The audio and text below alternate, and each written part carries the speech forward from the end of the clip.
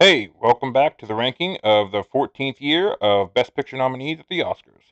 This is part of my journey to watch every single Best Picture nominee in Oscar history. I'll be showing them in the order I rank them, with the one I think should have won saved for the last for the big reveal.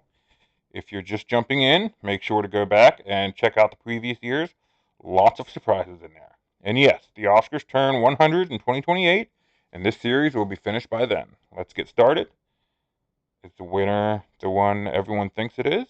Let's find out. Here comes Mr. Jordan. This whimsical fantasy comedy follows Joe Pendleton, a boxer mistakenly taken to heaven before his time. The celestial Mr. Jordan, played by Claude Rains, gives him a second chance in another man's body, leading to all sorts of romantic and moral chaos. It's a fun mix of the spiritual and the silly, with 7 Oscar nominations and 2 wins. Now here's where it gets weird. A movie called Heaven Can Wait was nominated in 1943, not a remake. Different plot entirely.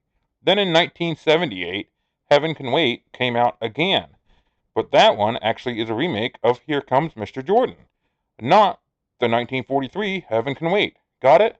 Yeah, me neither.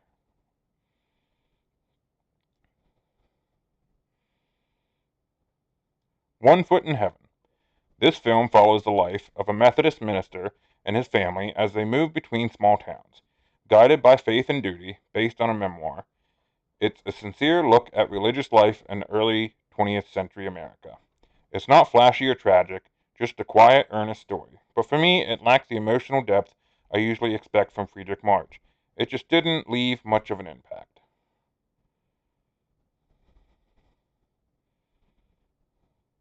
Blossoms in the Dust.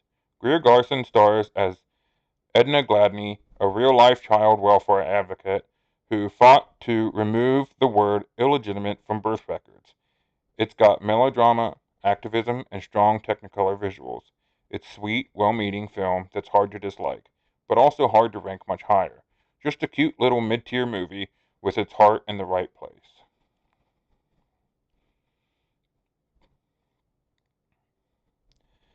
The Little Foxes. Betty Davis delivers another knockout performance as Regina Giddens, a cold, calculating woman at the heart of a Southern family consumed by greed and betrayal. It's well directed, morally complex, and deeply cynical, and Davis carries the whole thing on her icy shoulders. Honestly, the film's strength kind of is Betty Davis.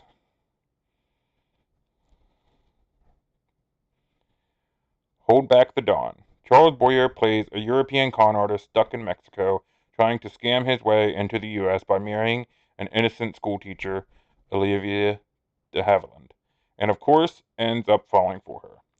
It's clever, romantic, and has surprising emotional depth. One of those lesser known nominees that I think deserves more love. If you're not doing a full Oscar watch like me, this is still one I'd recommend.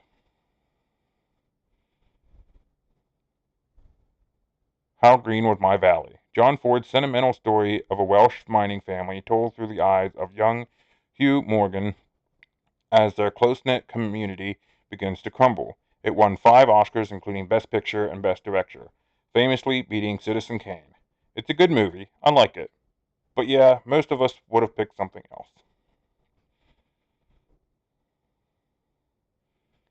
Sergeant York. Gary Cooper won Best Actor playing real life World War I hero Alvin York, a pacifist turned decorated soldier. The film was a huge hit with wartime audiences and earned 11 nominations. It's a story about duty, faith, and transformation, and one of those every dad loves it war films. But this one actually earns that status, surprisingly heartfelt and well crafted.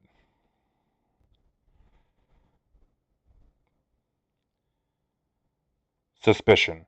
Alfred Hitchcock's psychological thriller stars Joan Fontaine, who won Best Actress, as a woman who suspects her new husband, Cary Grant, might be trying to kill her. Classic Hitchcock suspense, mysterious glowing glasses of milk, and a beautifully tense atmosphere. One of my personal favorites this year, but not the favorite.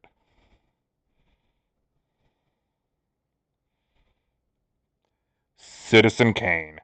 It's the film critics call the greatest of all time. Orson Welles redefined cinema with deep focus shots, nonlinear storytelling, and bold sound design. Rosebud became iconic, and it only won one Oscar. It's a film lover's film. I respect it a ton. I admire the craft, but it's not my personal favorite, and not this year.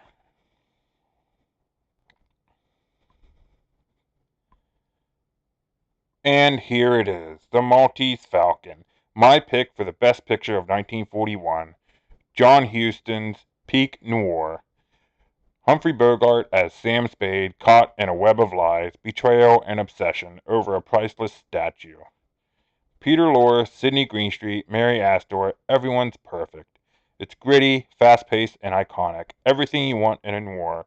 It didn't win Best Picture, but in my book, it's a clear standout of the year. And there you have it, my ranking of the 14th Academy Awards Best Picture nominees.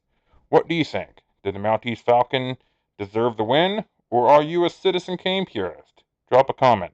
I want to hear your rankings. Be sure to like, subscribe, and join me on this wild ride through Oscar history. And yes, I'm really watching every single Best Picture nominee ever. Check out Year 15 coming soon.